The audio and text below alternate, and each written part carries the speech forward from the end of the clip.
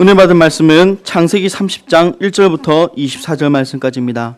창세기 30장 1절부터 24절 말씀을 함께 교도하도록 하겠습니다. 교도하겠습니다.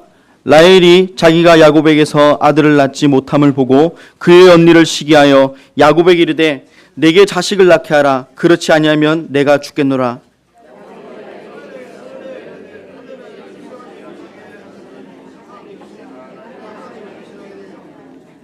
라헬이 이르되 내 여종 비라에게로 들어가라. 그가 아들을 낳아 내 무릎에 두리니 그러면 나도 그로 말미암아 자식을 얻겠노라 하고,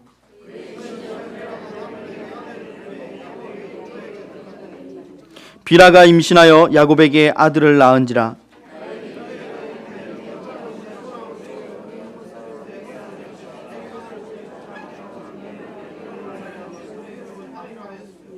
라헬의 시녀 비라가 다시 임신하여 둘째 아들을 야곱에게 낳음에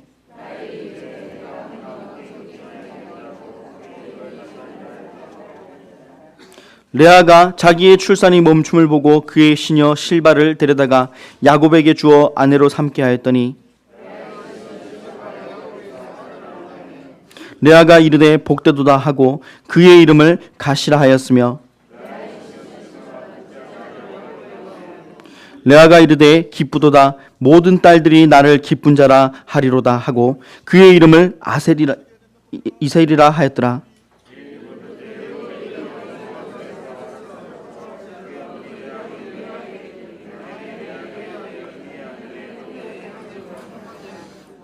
레아가 그에게 이르되 내가 내 남편을 빼앗은 것이 작은 일이냐? 그런데 내가 내 아들의 합한 채도 빼앗고자 하느냐? 라헬이 이르되 그러면 언니의 아들의 합한 채 대신에 오늘 밤에 내 남편이 언니와 동침하리라 하니라.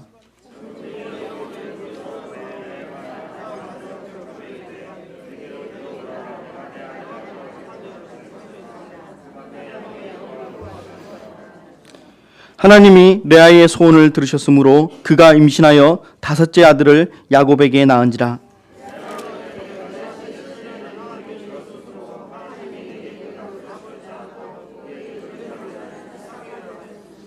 레아가 다시 임신하여 여섯째 아들을 야곱에게 낳은지라.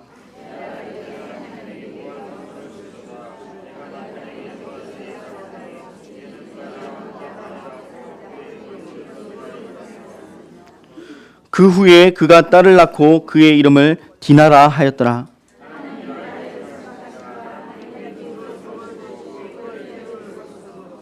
그가 임신하여 아들을 낳고 이르되 하나님이 내 부끄러움을 씻으셨다 하고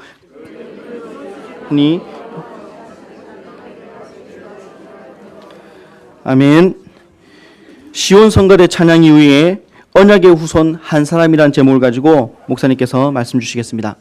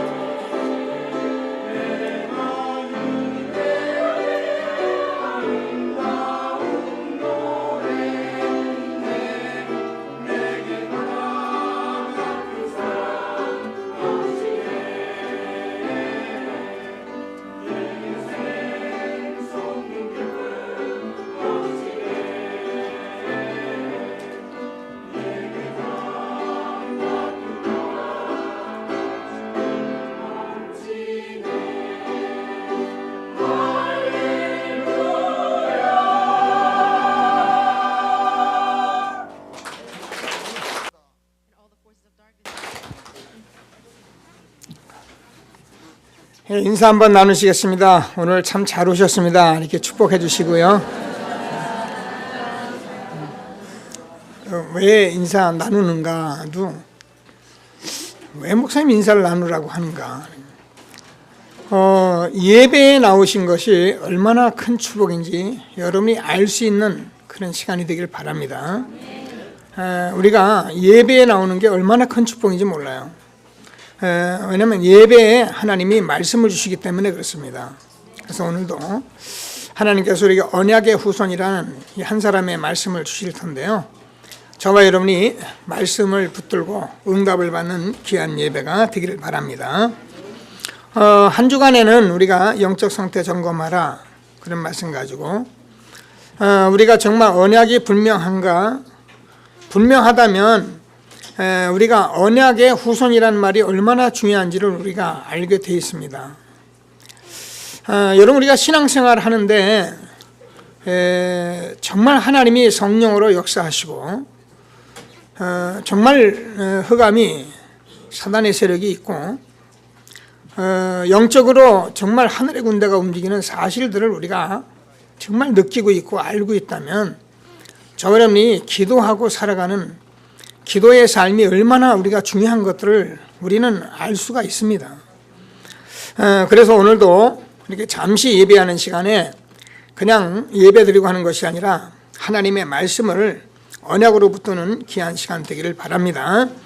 많은 체질과 많은 우리의 상처가 있기 때문에 예배가 우리에게 답이다 그랬습니다.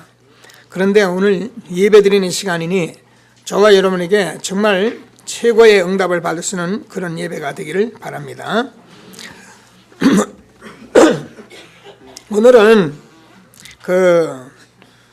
야곱이 또 레아, 라헬, 이래가지고 지난주부터 아기 낳는 얘기가 쭉 나옵니다. 그래서 여러분 알다시피 레아는 이제 라헬의 언니인데, 이렇게 언니가 먼저 아기를 낳기 시작하죠. 근데 지난주에 메시지 나중에 보면 사형제를 낳고요. 그러니까 이 라헬이 너무 화가 나니까 오늘 본문에 보면 야곱에게 그러잖아요. 나를 아기를 좀 낳게 하라. 야곱이 뭐라 합니까? 야, 내가 하나님을 대신하냐? 여러분, 자식은 하나님이 주시는 겁니다. 사람들이 잘 모르고 자식 낳아가지고 내 마음대로 막 기르는 줄 아는데 오늘 말씀을 잘 붙드시고요. 자, 그래가지고 안 되겠다 싶으니까 이 라헬이 자기는 아기를 잘 안 쓰는가 싶으니까 자기 그 시녀를 야곱에게 들여보냈어요. 그 시녀가 이제 아들 둘을 낳았다. 그냥 내 아들인가 싶어 기뻐하지요. 그랬더니 이게 라헬이 또 화가 나니까 자기가 단산한 줄 알고 또 자기 시녀를 또 딤입니다. 그게 또 둘을 낳았어요. 그리고 나가지고는 또 이제 가만히 있는데, 라헬이 가만히 보니까 이게 이제 시비가 막 붙은 겁니다.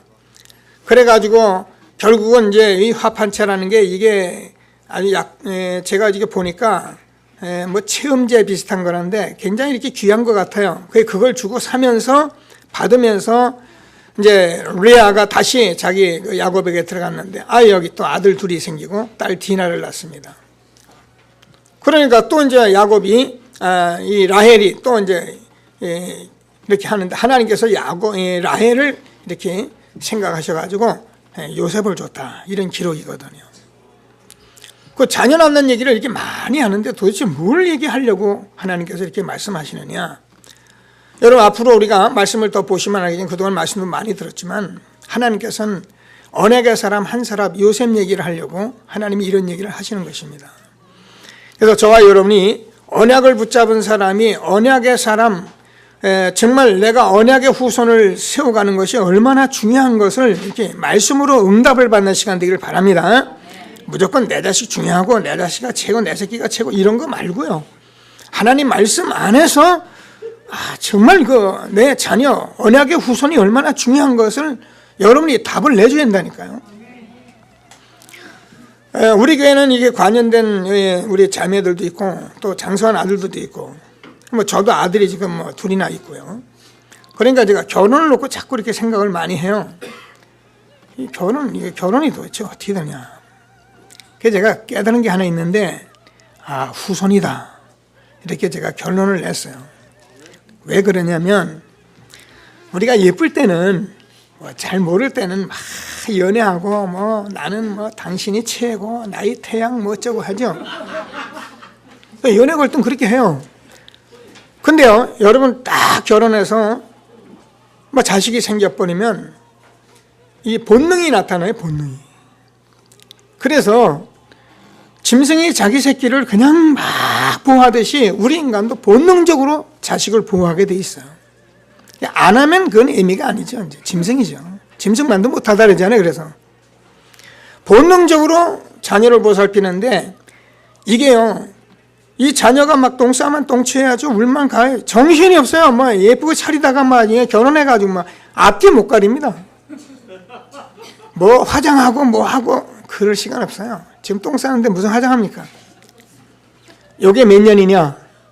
요게 10년 세월이에요. 두세 명 나면 10년 세월이에요. 자식들이 공부한다고 뛰어다니는데 이거 치다꾸리 한다고 또 10여 년 세월이에요. 하고 나면은 나이가 몇 살이냐? 50이 넘어요.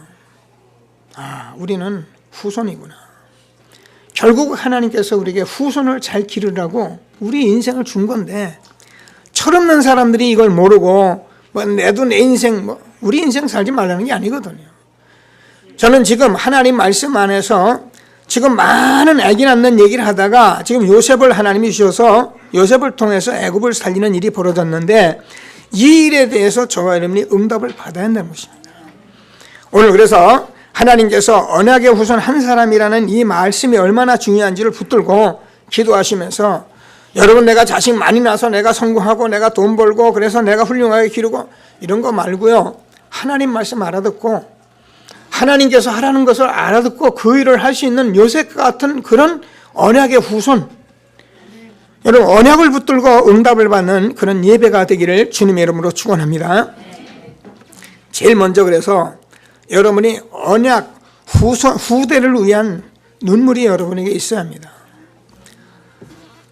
누가복음 23장 28절을 보면 여러분 예수님이 골고다 언덕길에 십자가를 지고 가는 그런 장면입니다. 얼마나 무거웠던지 채찍 맞으면서 그 십자가를 지고 가다 또 쓰러지고 지고 가다 또 쓰러지고, 그러면 로마 병정이 또 채찍을 후려치고, 그러면 또 힘들어서 일어나서 지고 가다가 또 몇 발치가 또 쓰러지고, 그러다가 안 되겠으니까 옆에 보니까 이 구레네 사람이, 근가한 사람이 한 사람이 딱 서 있는 거예요. 그래서 예수님의 십자가를 그 사람한테 지어 올리고, 그리고 예수님을 골고다 언덕길로 올라갑니다. 그때 많은 예루살렘의 여자들이 예수님을 따라가면서 통곡을 합니다. 왜요? 너무너무 안타까우니까. 그때 예수님께서 뒤를 돌아보시고 하신 말씀이, 예루살렘의 딸들아, 나를 위하여 울지 말고 너와 네 자손을 위해서 울어라. 여러분 지금 사람들은 모르고요, 지금 예수님 울고 있는데, 여러분 예수님이 십자가에 죽으셔서 우리의 모든 문제 다 해결하셨어요. 그런 거 가지고 울라는 게 아니고요. 지금 내일 모레 우리가 이제 부활절이니까 고난 주간에 막 금식하면서 자꾸 고난에 동참돼. 예수님 다 해결하셨습니다. 뭐라 그럽니까? 나를 위해 울지 말고 너와 네 자손을 위해서 울어라. 보라, 날이 이르면 사람이 말하기를 잉태하지 못하는 이와 해산하지 못한 배와 먹이지 못한 젖이 복이 있다리라.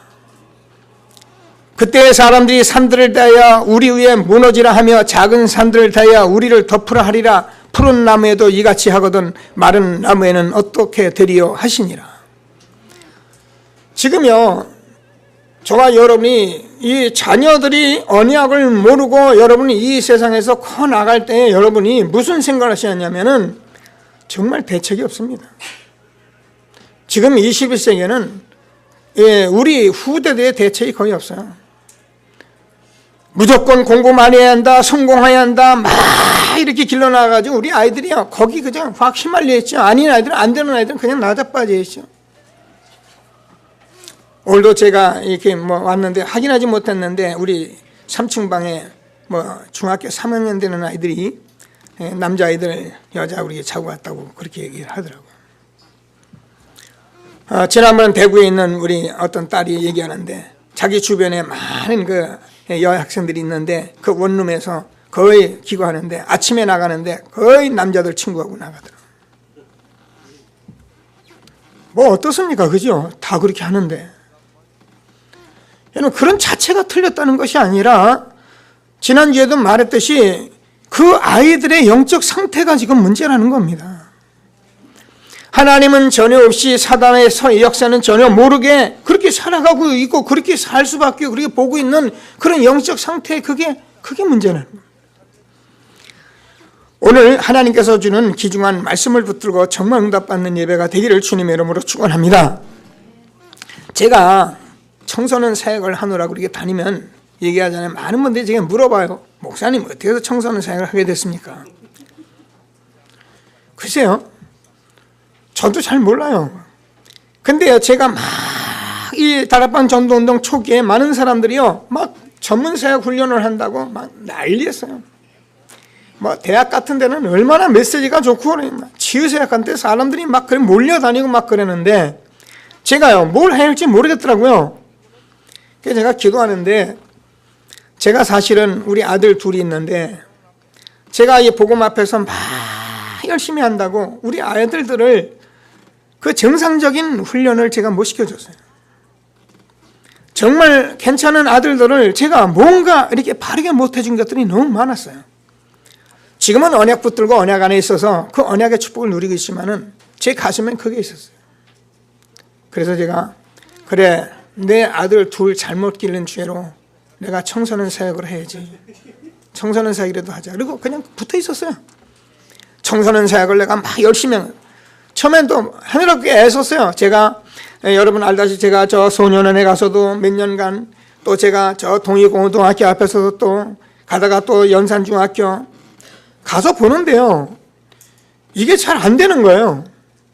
막 동의중학교 가서 고등학교 가서 메시지를 짜네. 알아들어요. 알아듣는데 얘들이 막 알아듣는 척 하더니만 뭐 자기 친구들 전화가 뚜룩 오니까는 목사님 나 가볼게요. 그리고 가버리는 거예요. 그러니까 뭐 꼭 닥쳤던 개 모양 막 그냥 하늘 쳐다보고 그래서 야 이것도 안 되겠다. 그러는데 제게 연산중학교로 누가 인도를 해줬어요. 연산중학교에 가서 교장 선생님도 만나고 상담실에서 제가 막 사역을 합니다. 매년 사역을 하는데 사람들은 뭘 요구하냐면 지금 이 아이를 당장 바꿔놓으라는 거예요. 지금 아이들이 상태가 굉장히 지금 이미 벌써 태어나면서부터 그죠? 우리가 태어나면서부터 이 아이들이 모태에서부터 유초등부에서부터 중고등부에 여기 이렇게 와서 이미 되어질 듯 된 아이들을 날 보고 하루아침에 바꾸라는 거예요. 그것도 제가 바꿀 능력도 없고요. 그래 결국은 제가 연산중학교를 나오는데 앞에 연동초등학교가 있는 거예요.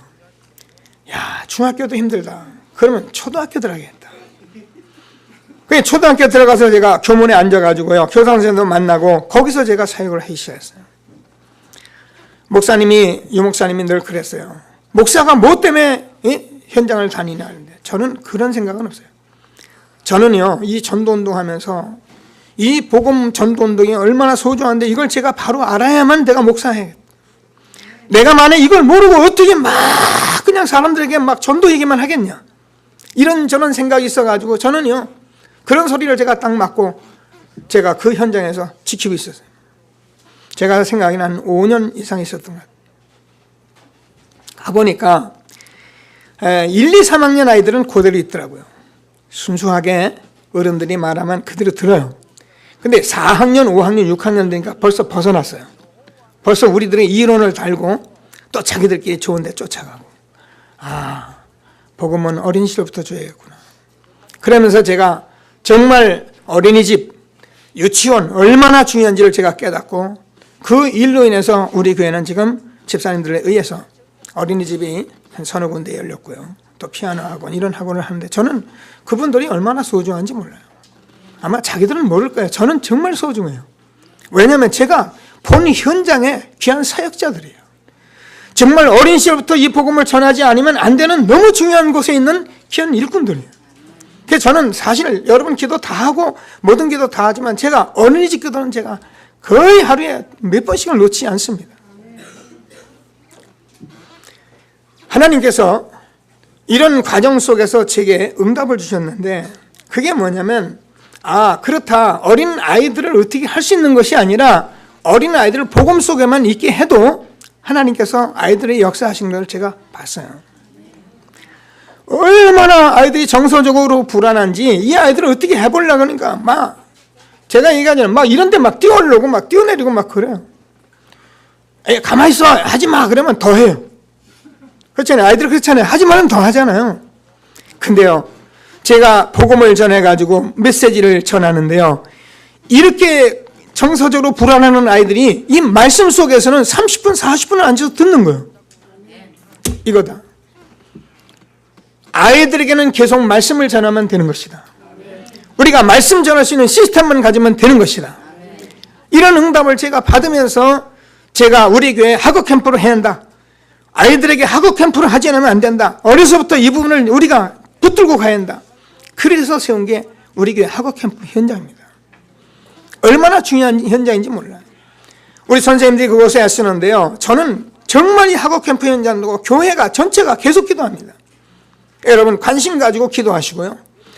우리 렘넌트를 위해서 후대를 위해서 눈물을 흘려야 하는데 여러분 울라는 말이 아닙니다. 날마다 한탄하라는 말이 아닙니다. 여러분들이 하나님 말씀 안에서 우리가 깨달을 것 빨리 깨닫고 우리가 해야 할 일을 바로 해야지 됩니다. 이것이 저와 여러분이 이 자리에 앉아있는 하나님의 계획이고 모든 것입니다. 하나님이 주시는 귀중한 말씀을 붙들고 정말 응답을 받는 귀한 시간 되기를 주님의 이름으로 축원합니다. 자, 그래서 두 번째로 그럼 우리가 우르란 말이 아니라 무슨 말이냐 말입니다. 하나님께서 저와 여러분의 이 복음에 집중을 해달라는 겁니다. 여러분 한번 물어보겠습니다. 여러분이 인생의 삶에 있어서 뭐 가지고 그렇게 집중해 본 적이 있습니까? 많은 사람들이 자기 일에는 집중해요. 그죠? 자기가 필요한 일에 집중합니다. 그러나 복음에는 집중이 안 돼 있어요. 제가 거의 많은 사람을 볼 때요. 그냥 교회 왔다 가면 그만이요. 이게 모든 것인데 그렇게 안 돼요. 왜요? 지난번에 얘기했죠. 체질도 있고 상처도 있고 그래가지고 이거 집중하지 못하게 해요. 제가 태영아부 모임을 하잖아요. 그리고 제가 산업성교 모임도 갑니다. 제가 큰 비밀을 깨달았어요. 이 복음 속에 있다는 것이 얼마나 큰지를 제가 아는 거예요. 태영아부 우리 교회 모이면은 몇몇 한 대여섯 사람 와서 앉아 있습니다. 아기 가진 사람들, 여러분 시간 있는 엄마, 할머니들은 와서 앉아 있으면 좋아요. 산업성계를 가면은 산업성계에 많은 사람이 있는 것 같아도 거기 가보면요. 산업 하나 제대로 하는 사람 없습니다. 뭐 실업자 비슷한 사람, 뭐 이런 저런 사람들이 와서 앉아 있지 막 내놓으라는 사업하는 사람 거기 없어요. 그러면 우리가 뭐예요? 잘못하면 속아버리잖아요. 이건 뭐야 산업성교? 돈도 많은 것도 아니고 뭐야? 태영아부 뭐야 여기? 그런데요. 우리가 한 시대에 하나님이 주시는 언약의 말씀을 붙들고 정말 저와 여러분이 한 시대 이 언약이라는 것을 안 사람들이 그 안에서 그 모임 속에 자꾸 있다는 것은 얼마나 중요한지 몰라요. 내 자식 꼭 세계복음하는 일꾼 돼야 합니다. 맞는 말이지만 틀린 말입니다. 여러분 안 해주면 어떡할 겁니까? 우리 산업은 꼭 성공해야 합니다. 맞는 말이면 틀린 말입니다. 저와 여러분이 산업인 모임이라든가 태영아부 모임이라든가 예배라든가 이런 것 속에 내가 있으면 하나님이 알아서 세계복음을 하시는 것입니다. 세계복음은 내가 하는 것이 아니고 여러분이 하는 것이 아니라 하나님이 하시는 것입니다. 언제 합니까? 우리가 복음 속에 있을 때 하나님이 하신다는 거예요. 사람들은 모르니까 태영아복음 뭐 하는 별거 아니에요. 그럼 별거 아니면 어떻게 할 겁니까? 그거 안 가는 거죠. 뭐. 안 가면 어떻게 합니까? 계속 안 가면 어떻게 해요? 내 멋대로 길러야죠. 그러나 가면 어떻습니까? 내가 복음 속에 있는 겁니다. 있으면은 하나님께서 너희는 먼저 그의 나라와 그의 의를 구하라. 그리하면 이 모든 것을 너에게 더하시리라. 너희가 먹을 것, 입을 것, 마실 것 염려하지 마라. 이는 다 다 이방인이 구하는 것이다. 하나님께서는 너희가 가져야 할 것을 다 알고 계신다는 거예요. 그렇습니다. 하나님은 다 알고 우리를 부르신 것입니다. 그럼 우리가 모르는 게 뭐냐? 잘 모르잖아요, 복음. 그죠? 우리가 전도하고 싶은데 잘 안 되잖아요. 우리가 자녀 기르는 거 뭐 알긴 알죠. 뭐 젖 먹이고 옷 입히고는 압니다. 그러나 그 아이들이 지금 영적으로 뭐가 지금 각인되어 가고 지금 뭐가 지금 그 애들에게 체질되어 가는지 우리가 압니까? 모르잖아요.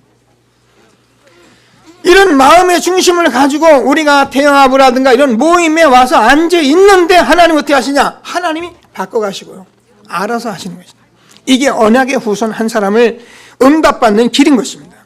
오늘 하나님께서 주는 귀한 말씀을 꼭 붙들고 응답을 받는 예배가 되기를 주님의 이름으로 축원합니다. 우리가 신명기 6장 4절 9절 보면은 너희는 마음을 다하고 성품을 다하고 뜻을 다하여 내 하나님 여호와를 사랑하라. 저와 여러분이 이것을 응답을 받아가면서 내 자녀에게 부지런히 가르쳐라. 이 말은 정말 우리가 복음 속에 집중해서 있어야 한다는 걸 말하는 것입니다. 이 말은 예수가 그러다 막 복음 교회 가야 한다, 기도해야 한다 그 말이 아니라니까요. 여러분, 저와 여러분이 복음 속에 있으면 하나님께서 여러분의 자녀를 언약의 후손을 책임지어 가시는 것입니다. 내가 복음 속에 없는 가운데 우리 아들만 잘 되라 하고 캠프 보내놓고 잘해라 뭐 해놓고 잘 해줘라 이 교회 학교에서 잘해줘라 왜 이렇게 하냐 그렇게 되는 게 아닙니다. 저와 여러분 복음 속에 있으면은 하나님께서 여러분 자녀를 바꿔가신다니까. 나를 따라오라 내가 너희로 사람을 낚는 어부가 되게 하리라. 그렇습니다. 우리가 말씀을 따라가면은 하나님 말씀을 따라가면 하나님께서 하시게 돼 있는 거예요. 출애굽 3장에 여러분 잘 알잖아요. 이스라엘 백성들이 출애굽을 했습니다. 그런데요, 출애굽해가지고 지금 14장에 가서 보면은 앞에 홍해가 딱 가르면, 그런데 이 바로라는 사람이 이스라엘 백성을 내보내고 나서는 억울한 거예요. 야, 우리가 말이야 저를 종으로 부려먹었는데 나가면 어떻게 할 거? 그래 쫓아옵니다. 앞에는 홍해, 뒤에는 애국 군대. 이스라엘 백성은 아무것도 없는 비무장. 이스라엘 백성들이 뭐라고 원망합니까? 네가 나가자고 할 때 못 나간다고 안 그러더나? 애굽에 매장지가 없어서 우리를 광야에 죽여서 묻으려고 하냐? 막 원망해야 됩니다. 그때 모세가 뭐라 그럽니까? 오늘날 너희는 여호와께서 너희를 위해 싸우시는 구원을 봐라. 너희에게 보았던 그 애국 군대는 다시는 너희가 보지 않게 할 것이다. 너는 가만히 서서 오늘 너희를 위해서 여호와께서 싸우시는 그 구원을 보라는 것입니다. 여러분, 저와 여러분이 이 말이요, 여러분에게 굉장히 중요한 말입니다. 여러분, 저와 여러분이 우리 아들을 바꾸고 우리를 저주 가운데 해결하고 사단의 것을 어떻게 해결하고 영적인 문제를 해결하고 이런 일은 저와 여러분에게 전무합니다. 무능합니다. 그래서 하나님께서는 여자의 후손이 사단의 머리를 꿰뚫을 것이다. 보라, 처녀가 아들을 낳으니 그 이름을 임마누엘이라 하리라. 그래서 하나님께서 그리스도를 이 땅에 보내주신 것입니다. 그래서 그 그리스도는 지금도 살아계신 하나님이기 때문에 저와 여러분 안에서 성령으로 생명으로 역사하시기 때문에 우리가 복음의 말씀 누리기만 하면 하나님께서 저와 여러분과 또 우리 후손을 하나님이 책임지신 것입니다. 이런 일을 내가 하지 않고 내가 다 나는 막 안다고 해놓고선 해라 이렇게 아무리 해봐요. 그러면 여러분 우리 자녀들 상처밖에 안 입습니다. 내가 복음 속에 들어가면 하나님께서 분명히 우리의 자녀를 축복하신 것을 확신하시고 하나님이 주시는 최고의 축복 응답 누리는 저와 여러분 되어지길 주님의 이름으로 축원합니다. 그래서 여러분이 복음 속에 집중하라는 말을 저는 놓치지 마세요. 이거는 어려운 것 같은데 어려운 게 아니라 사실은 쉬운 겁니다. 여러분이 일을 하면서 막 일이 엉클려가지고 그 일 쫓아가는 게 쉽습니까? 그냥 복음 속에 집중을 하나님이 해주는 게 쉽습니까? 간단한 이론인데 사람들은 이게 안 되는 거예요. 그래서 저와 여러분은 복음 속으로 자꾸 들어가고 주님을 따라가게 되면 하나님께서 당연히 일을 행하시겠다는 거죠. 저는 성경을 보면서 이런 부분들을 제가 발견하고 참 어떤 때는 참 너무 부끄럽기도 하고 어떤 때는 너무 감사하고요.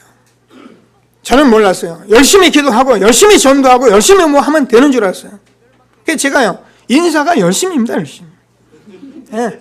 옛날에 집사님들이 오랜만에 만나면 저한테 와서 목사님 이렇습니다 저렇습니다 그리고 인사를 해요. 그럼 제가 예 그렇군요 그렇군요 또 돌아가는 그 뒤통수에다 대고 하는 소리 꼭 한마디 열심히 하세요. 이게 답이었어요. 여러분 열심히 하지 말고 복음 속에 들어가게 되길 바랍니다. 복음 속에 들어가면 하나님이 하신다잖아요.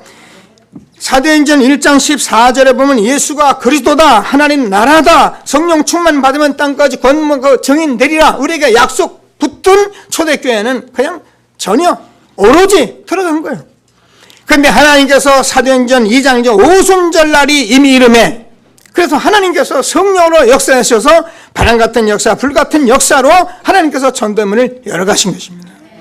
그럼 저와 여러분이 언약을 붙잡았기 때문에 복음 속으로 들어가면 여러분 제가 이거 하나님께서요 전도의 문 여러분 사업 모든 거 다 하나님이 열어가셔야 그래야 열리는 겁니다. 물론 우리가 할 수 있어요. 그건 여러분이 하는 한계고 하나님이 문을 열면 열자가 없고 하나님 문을 닫으면 열자가 닫을 자가 없대요. 하나님께서 열어버리면은요 여러분도 상상 못할 일이 벌어진다니까요. 여러분이 하는 것은 어차피 여러분 그릇 속에 서 있는 거예요. 그러나 하나님이 하시고 있다 하면은 하나님 그만큼 하나님께서 세계 속에서 하실 거기 때문에 오늘 하나님이 주시는 말씀을 꼭 붙들고 정말 응답을 받는 귀한 예배가 되길 바랍니다. 그래서 사도행전을 보면 2장 43절 47절 이런 것을 보면 전부 다요 이게 날마다 이 일에 집중했다는 말씀으로 쫙 들려요. 왜 그렇습니까? 이게 다니까. 오늘 하나님이 주시는 말씀을 꼭 붙들고 정말 응답을 받는 귀한 예배가 되기를 주님의 이름으로 축원합니다. 자, 그래서 저와 여러분이 이 복음 속에 집중하고 계속 집중하면은 하나님께서 우리에게 반드시 응답을 주시게 돼 있어요. 하나님은 살아계시기 때문에요. 하나님이 반드시 응답을 주십니다. 어떤 응답이 오느냐? 오늘 1부에서는 하나님께서 내게 계획하신 전도를 알게 하신다 이렇게 받았는데 분명히 전도가 무엇인지에 대해서 알게 됩니다. 여러분 우리가 이 세상에서 전도가 무엇인지를 내가 전도하라는 것이 아니라 전도가 무엇인지를 알아야 하거든요. 근데 이거를 깨달으면 여러분이 솔직히 전도 안 해도 돼요. 하나님께서 전도를 깨달은 사람에게는 그 다음부터 하나님이 일을 하시기 시작하기 때문에 하나님이 하시게 돼 있어요.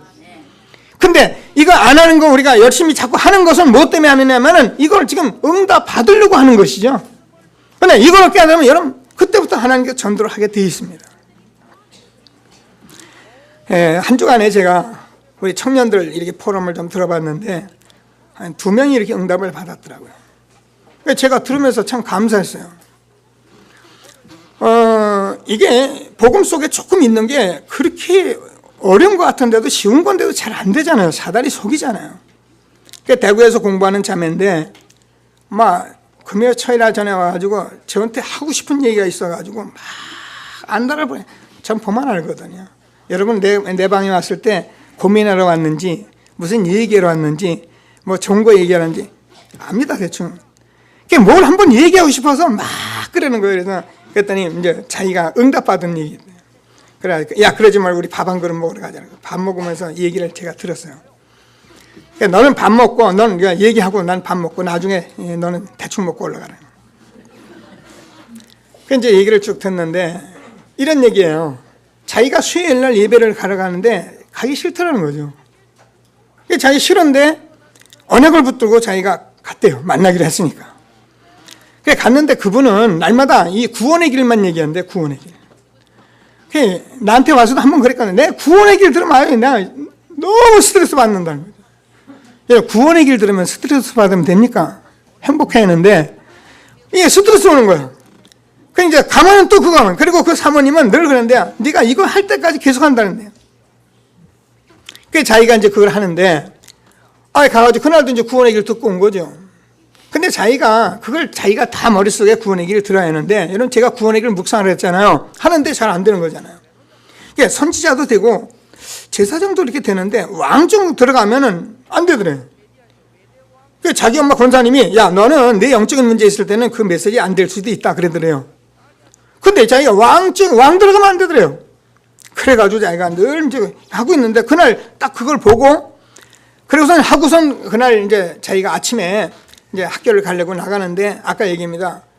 위에도 여자들, 옆에도 여자, 밑에도 여자, 전부 주변이 그 대학생들이래요. 전에는 그냥 그런 거 뭐 그렇게 사는가 보다 했겠죠. 근데 그날 말씀을 듣고 자기가 그 현장을 보는데, 야, 남자아이들을 끌고 가는 그 현장을 보면서, 아, 창세기 3장. 아, 사단이. 이게 들어온 거예요. 이게 보인 거예요. 아, 그렇게 말씀했던 이 왕 권세. 그래서 그리스도를 내가 누리게 되고 내가 복음 안에 있는 것이 너무 감사하다. 그래가지고요, 얼굴이 다 바뀌어가지고 왔어요. 여러분, 이 복음 받으면 얼굴이 확 바뀌는데 얼굴이 다 바뀌었어요. 그 밥 먹는 동안 밥만 먹으래. 밥 먹으라 했더니 밥 안 먹어요. 밥이 안 들어갈 거다. 왜? 너무 배부르니까. 여러분, 저와 여러분이 이 복음 속에서 이게 사실입니다. 제가 말하는 거 여러분 그냥 이게 다고 이게 사실이어서 어떤 분 자꾸 이 얘기한다는데 이 얘기밖에 할 게 없어요. 여러분이 응답을 못 받으면 여러분 진짜 힘들게 돼 있거든요. 근데요, 응답을 받으면 얼마나 쉽냐. 아, 이것이구나. 그러니까 이 복음 속 안에 있으니까 이제 제가 응답 받아가면서 여러분 말씀하니까 이 응답들을 받기 시작하는 거예요. 어제 청년도 가는데 제가 한 청년이 제 차에 타가지고 그러는 거예요. 목사님, 내가 옛날에는요, 공부는 어떻게 하고, 무슨 뭐 돈은 어떻게 벌어야 하고, 시집은 어떻게 하고, 복잡했다는 거예요. 복잡하지요? 근데요, 요즘은, 하나님께서 자기의 은혜를 주셨는데, 얼마나 편안하고, 다 내려놨대. 내려놔지더래요. 옛날에 이 직장에 있으면 너 다른 직장이 더 좋은 게 없을까? 이 직장은 왜 이런가? 이거 안 되는데 말이야. 돈 안, 이런 생각만 했는데, 내가 내려놓은 직장에서 내가 응답받자. 그리고 그 직장에서 딱 앉아있는데 자기가 팀장도 되고요. 그리고 자기가 자꾸 이렇게 편안한데 어느 정도 편한, 자기가 이해할 수 없을 만큼 편안해요. 목사님, 지금부터는 제가요, 하나님 말씀 듣고 하나님이 내게 정말 응답 올 때까지는 제가 이 속에 있을 겁니다. 자기한테 되는 건 없습니다. 그런데 저는 편안합니다. 제가 말 들어보면 알거든요. 응답 받았구나. 여러분, 우리가요, 이 속에 있으면 반드시 응답이 오는데 어떤 응답입니까? 전도에 대해서 우리가 이해해야 되는데 전도를 하는 것이 알게 되거든요. 그러면요, 저와 여러분이 정말 문제가 절대 문제되지 않습니다. 정말입니다. 여러분, 위기가 와도 절대 위기가 되지 않습니다. 혹시 우리가 성공을 했더라도 그 성공으로 인해서 내가 달라질 것이 없어요. 성공은 성공일 뿐인 거예요. 자랑할 일도 없어요. 왜요? 여러분이 자랑할 건 오직 예수밖에 없어요. 그리스도께서 나를 이렇게 하셨다. 이런 축복이 여러분에게 날마다 있게 되는 것을 확신하게 되길 바랍니다. 왜 그러냐면, 왜 여러분 전도를 자꾸 해야 하고 전도를 깨야 되면, 전도는 하나님의 절대적인 계획이기 때문에 그래요. 저와 여러분이 이 세상에서 할 일이 있다면 전도밖에 할 일이 없는 거예요. 그럼 전도하려면 우리가 복음 깨달아야 하잖아요. 복음 깨달아 가면은 하나님께서 여러분에게 증인이 되게 하리라 이렇게 되면 반드시 증인이 되게 돼 있는 거예요. 그래서 하나님께서는 지금 전 세계를 움직이고 흥망성쇠를 다 움직이시고, 오늘 얘기했잖아요. 우리가 생명을 다 움직이고 계신데 그 일 속에서 하나님 뭐 하시냐? 하나님의 주권 속에서 하나님은 구속사를 이루어가고 계시는 거예요. 지금도 영생 얻을 자, 구원 받을 자를 찾아서 구원하시는 거예요. 여러분 자녀 이름은 여러분 자녀 안 찾습니까? 여러분 자녀 이름은 자녀 찾잖아요. 하나님께서 창세기 3장에 하나님 떠나서 죄와 저주 가운데 사단의 종돼서 육신적으로는 성공하고 돈도 많이 벌고 막 사람은 괜찮은데 하나님만 모르니, 하나님은 그 영혼을 찾기 위해서 하나님이 말씀을 주셨습니다. 여자의 후손이 사단의 머리를 깨뜨릴 것이다. 보라, 처녀가 아들을 낳으니 그 이름을 임마누엘이라. 제가 뭐니까 이 복음은 하나님의 당연한 당연성이라니까요. 하나님만이 할 수 있기 때문에 하나님이 그걸 행하신 거예요. 그리고 우리 인간에게 누구나 구원이 필요합니다. 사단의 권세를 이겨야 하기 때문에 어쩔 수 없습니다. 저주 문제 해결합니다. 그래서 이거는 필연성인 것이 믿어도 되고 안 믿어도 되는 게 아니에요. 이 일을 가는 저와 여러분에게는 아무도 막지 못하는 절대성이란 말이에요. 여러분, 이 복음도 아무도 못 막잖아요. 누가 막았습니까? 막은 사람이 없어요, 세계 역사상. 오늘 하나님 주시는 말씀을 꼭 붙들고 정말 응답을 받는 귀한 예배가 되기를 주님의 이름으로 축원합니다. 그래서 이 말씀은, 이 복음운동은 영세전에 확정된 것이기 때문에 우리 교단과 우리 모든 단체는 이 축복을 받은 것이고, 우리 교회와 여러분 개인이 이 축복 속에 다 있게 된 것입니다. 그래서 이 안에 여러분이 가만히 가만히 따라가고만 있어도 하나님께서 응답하시고요. 좀 더 응답받겠다는 분들은 내 개인적으로 내가 정말 하나님께서 나를 통해서 주어진 하나님의 전도의 계획을 내가 찾아야겠다. 응답하시면 여러분이 평생에 하나님이 여러분을 통해서 하시고자 하는 그 모든 일을 이루실 것을 확신하게 되기를 바랍니다. 그래서 이런 일들이 실질적으로 안 이루어지면 만약에 전도운동을 교단이나 전도운동을 교회에서 하지 못하면 어떤 일이 벌어집니까? 세상은 전쟁이 나고 재앙이 오고 모든 어려움이 오게 되는 것입니다. 그게 이스라엘 성경 역사입니다. 노예가 되고 포로가 되고 속국이 된 것입니다. 오늘 하나님이 주는 말씀을 꼭 붙들고 정말 응답을 받는 귀한 예배가 되기를 주님의 이름으로 축원합니다. 그래서 저와 여러분이 정말 이 응답을 받으면은 바울이 오기로 나는 괜찮다 그런 게 아니라니까요. 이 응답을 받으면 내가 정말 고린도서 4장 7절 11절 늘 말하잖아요. 사방으로 우겨서 쌓이지 않고요. 답답한 일 당해도 절대 답답하지 않고요.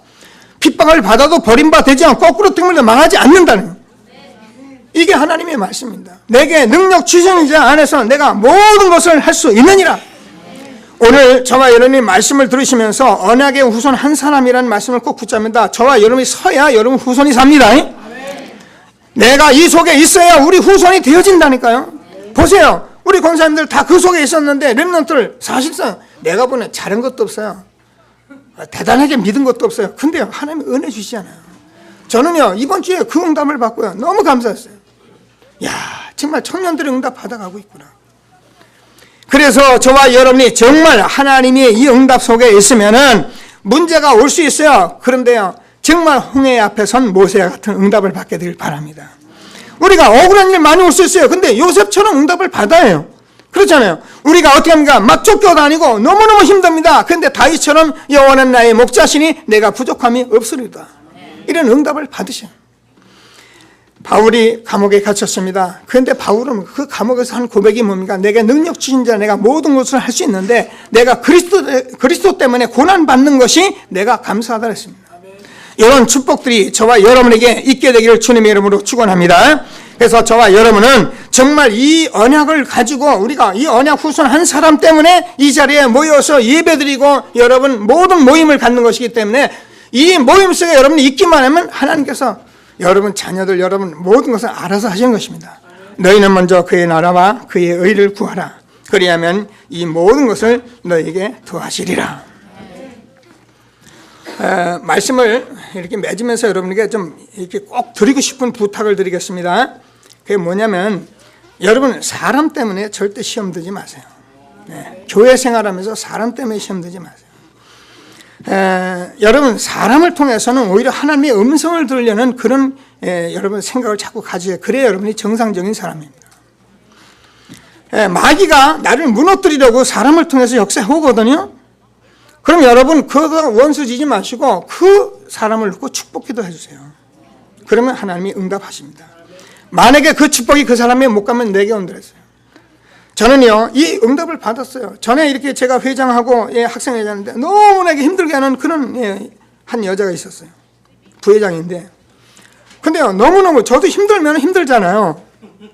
그래가지고 제가 막 너무 힘들다가 그날 기도하면서 기도하는데 제가요 혼자 많은 사람들이 막 몰려가는데 저는 홀로 한 곳에 깊이 들어갔어요. 들어가서 제가 기도했어요. 하나님 너무 힘드니까 하나님 정말 저 누구누구를 축복해 주세요. 한 100여 정도 되는 사람인데 근데요 이 깊은 곳에서 축복 기도가 나가더라니까요. 내가 축복하는 건 축복하는 게 축복이 아니고 정말 내가 힘드니까 기도하는데 그 사람이 정말 하나님 정말 저 전사를 축복해 주옵소서. 기도하는데요 이 축복이 여기서 싹 쏟아져 나가는데 그렇게 하는데요 하나님이 제게 많은 은혜를 주셨어요. 회개도 주시고. 여러분 우리가요 사람이 나게 힘들다고 자꾸 마귀짓한다고 하지만 여러분 사람 때문에 시험 들지 마시고 기도해서 축복하시고 함께 축복 누리는 저와 여러분 되어지길 바랍니다. 하나님의 일 하시다가 일에 시험 드립니다. 여러분 어느 목사님 그런 얘기 했어요. 어느 목사님이 교회에서 우리가 자꾸 일을 많이 한 사람이 있거든요. 많이 뭐 일도 하고 저 일도 하고 합니다. 그러면 여러분 왜 그렇게 일을 합니까? 하나님께서 여러분을 쓸 일이 많아서 일을 시키는 거예요. 나만의 일을 많이 하냐? 아니에요. 여러분 할 일이 교회 왔는데 할 일이 없다. 아직 안 쓰시는 거예요. 그러니까 여러분, 하나님께서 여러분을 쓰시는데 어떤 여러분 식당 봉사도 하고 여러분 다 합니다. 하나님 앞에서 하나님을 쓰시고 계셔. 여러분, 이런 응답 속에서 여러분 일할 수 있는 그런 축복이 있게 되길 바랍니다. 제가 여러분 이런 말씀 드린 것은 이런 일 속에 일어난 일이 많이 있기 때문에 제가 미리미리 자꾸 말씀드리는 거예요. 여러분, 헌금 생활 하시다가 시험 들지 마세요. 헌금이라는 것은 하나님께서 있으면 하고 없으면 안 하면 돼요. 괜히 안 하고 내가 없다고 못할 것이라고 불평까지 할 필요는 없는 거예요. 그죠? 이제 우리가 성전 건축도 하고 그러는데 잘못되면 우리가 먼저 불평부터 하게 되거든요. 근데 우리 교회는 다행히 많은 성도들 제가 들어오는 얘기 들어보면은 여러분들이 들은 것 같아요. 제가 얘기를 들어보면 어떤 분들은 우리 교회가 진다니까 돈 딱 쌓아놓고 가서 딱 사온 줄 아는 그런 분도 있었다 그러더라고요. 또 어떤 분은 또 그런 얘기 속에서 제가 들어보면은 교회가 정말 돈이 없는 것 같은데 내가 이사를 해야겠는데 이사 갈 게 아니라 내가 그 돈을 좀 맡다가 교회에다가 얼마라도 헌금을 해야겠다. 이런 얘기도 제가 들어오고요. 맞죠? 여러분, 우리가 하나님 앞에 기도하시면서 헌금하면서 돈 내면서 시험 들지 마시고, 난 목사님 돈 낼겠습니다. 병약합니다. 아픕니다. 그러면요, 우리가 그냥 기도하면 되잖아요. 이런 기도는 할 수 있잖아요. 네. 절대 이런 일에 여러분 마음 흔들리지 마시고 하나님이 주시는 축복을 마음껏 누리는 저와 여러분 되어지길 주님의 이름으로 축원합니다. 뭐라고요? 언약의 후손이란 말이에요. 이 한 사람이 얼마나 중요한지 지금 하나님께서 한 시대 저와 여러분을 하나님의 중요한 계획된 전도 속에 우리를 불러주시고 우리 교회에서 인도받고 있는 것입니다. 그래서 하나님이 주시는 귀중한 언약의 말씀을 붙들고 정말 응답을 받는 축복된 예배가 되기를 바랍니다. 말씀을 붙들고 잠시만 합심해서 언약의 후손 내가 먼저 누리고 응답을 받게 해 주옵소서. 기도하시는 시간